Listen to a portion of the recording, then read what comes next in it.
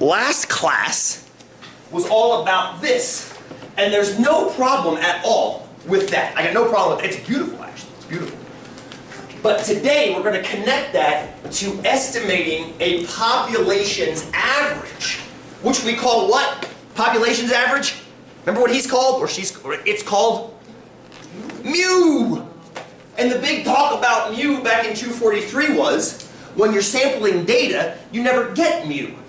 We did talk about mu towards the end of 243 quite a bit when we actually had the entire probability distributions. And that was legit. We could talk about mu at that point. It was okay to talk about mu at that point. Totally fine.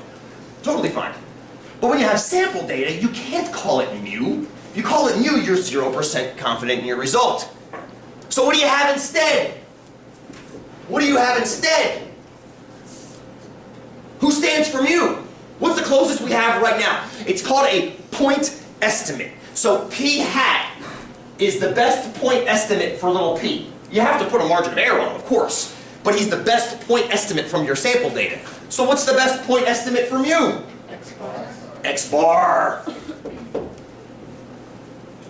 But we still have to build confidence around that X bar.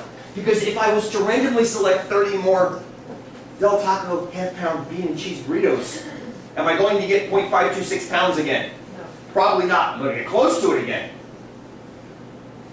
Oh, how many votes there? Am I going to get close to it again? What does your gut tell you?